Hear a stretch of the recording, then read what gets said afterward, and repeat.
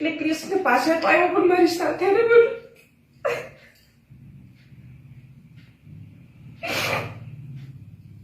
અત્યારે મારી એવી પરિસ્થિતિ છે કે કૃષ્ણ મારી સાથે રમો. એટલે હું ભાગ્યશાળી મારી જાતને માનું કે કૃષ્ણએ મેં જેમ કીધું એમ કર્યું ને કૃષ્ણ આવી અને આખો મહારાજ પૂરો થયો ને ત્યાં સુધી મારો કૃષ્ણ અહીંયા જ બેઠા રહ્યા. અને ઘણા બહેનોને મેં બતાવું, મીડિયાવાળાની વાત કરી હતી અને જે વાત બહાર આવી ને લગભગ મીડિયાવાળા દ્વારા જ આવી છે. મીડિયાવાળાને મેં કીધું હતું કે આ પોપટ જ્યારથી મહારાષ્ટ્રમાં આવી ત્યારથી આ પોપટામાં બેઠેલો છે. હું કરંડિયા મણીબેન એને ગીર સોમનાથની છું. એક અત્યારે સમાજમાં એક વાત સર્જાઈ છે કે મહારાષ્ટ્રમાં દ્વારકા પીછાવાળો એક કાનો આવ્યો હતો, એટલે ઠાકોરજી આવ્યા હતા, એના પીછામાં મોર એટલે પોપટ બેઠો હતો. તો એ સત્ય વાત છે કે? તો હા, એ સત્ય ઘટના છે. અને હું જ અમારા ઠાકરને મહારાષ્ટ્રમાં લઈને આવી હતી.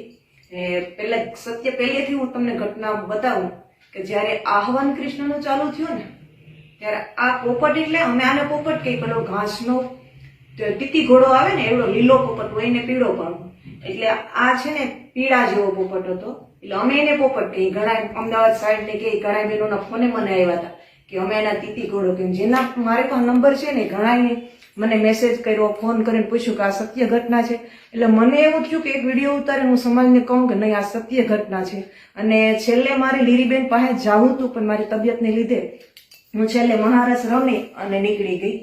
એટલે જ્યારે આહવાન ચાલુ થયો ને ત્યારે આહવાન પહેલા આ પોપટ આવી અને મારી ગોઠણની બાજુમાં થોડોક છેટો આવી બેઠો. એટલે હકીકતે પહેલા મેં નહોતો જોયો, પણ બાજુવાળી બેને કીધું કે મણીબેન આ કૃષ્ણ આવી ગયા એમ કરીને મૌન હતું. એટલે બે વાર અહીંયા નમસ્કાર કર્યા. એટલે મેં એમ નમસ્કાર કર્યા.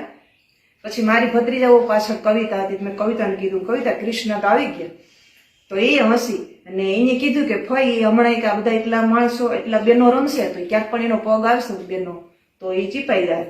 તો મેં એને એમ કીધું કે હું આમ લઈને સિંહાસનમાં મૂકી દઉં? તો કે હા. એટલે બાજુવાળી બેને લઈ અને પીછામાં મૂકી દીધો કૃષ્ણ. એટલે કૃષ્ણ પાસેથી આમ દર્શન કરી આમ ચડી ગયો, આમ પીછામાં બેસી ગયું. એટલે ન્યા બેઠું. હું તો વારે ઘડીએ જાઉં કે પોપટ છે કે ઉડી ગયું, પોપટ છે કે ઉડી ગયું. પણ સત્ય ઘટના હું કહું, હું મારા કૃષ્ણને એટલી માનું, હું સત્ય જ બોલું છું કે કૃષ્ણ આખો મહારાષ્ટ્ર રમ્યો એટલે મારી સાથે જ રહ્યો. અને મેં કૃષ્ણને અત્યારે બધું એટલા કાલાવાલા કર્યા ને કૃષ્ણ મારું બધું માન્યું. કૃષ્ણને મેં કીધું તું પેલું, મેં ગીતોની રચના 91 જેટલીમાં મહારાષ્ટ્રના 91 ગીત લખેલા છે. અને ગીતમાં મેં એને કાલાવાલા કરીને કીધું કે કૃષ્ણ તું ગમે તે સ્વરૂપે દર્શન દેજે પણ મને એક આંખનો ઈશારો કરજે. એટલે હકીકતે કૃષ્ણ સામે આવીને મારી સામે બેસી ગયો. એટલે મને હકીકતે એટલો આનંદ થાય કે નહીં, મારો કૃષ્ણ મીરાએ જેમ કાલાવાલા કર્યા હતા ને એમ મેં જેમ કાલાવાલા કર્યા ને કૃષ્ણ મારું માન્યું. અને છેલ્લે મેં કીધું કે દર્શન કર્યા વગર હું પાછી નહીં આવું. ભલે હું તારો પાડીઓ થઈને પૂજાવું દ્વારકામાં, પણ હું દર્શન કર્યા વગરની નહીં આવું.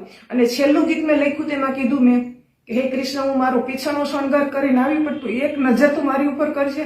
ને કૃષ્ણ હકીકતે આવ્યો ને કૃષ્ણ મારી સાથે રમો. એટલે હું ભાગ્યશાળી મારી જાતને માનું કે કૃષ્ણએ મેં જેમ કીધું એમ કર્યું ને કૃષ્ણ આવી અને આખો મહારાજ પૂરો થયો ને ત્યાં સુધી મારો કૃષ્ણ અહીંયા જ બેઠા રહ્યા.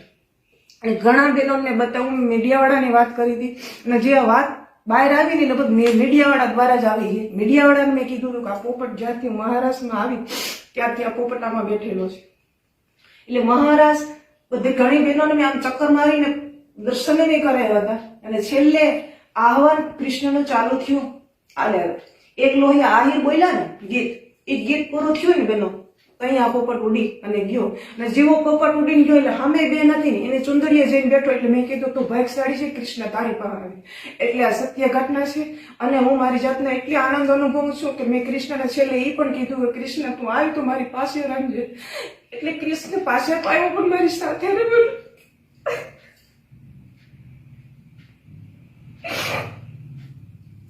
અત્યારે મારી એવી પરિસ્થિતિ છે કે કૃષ્ણ મથુરા છોડી ગોકુળ છોડી મથુરા ગયો અને જેવી ગોપીની હાલત હતી એવી મારી ઈચ્છા કે કૃષ્ણ છોડી ગયો.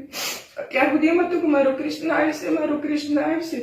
અત્યારે કોઈ ગીત લખવાની ઈચ્છા નથી થતી, કોઈ કામ કરવાની ઈચ્છા નથી.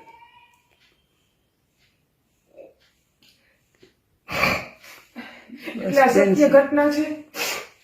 જય દ્વારકાધીશ. આ વિડીયોને બને એટલો શેર કરજો, લાઈક કરજો. જય દ્વારકાધીશ.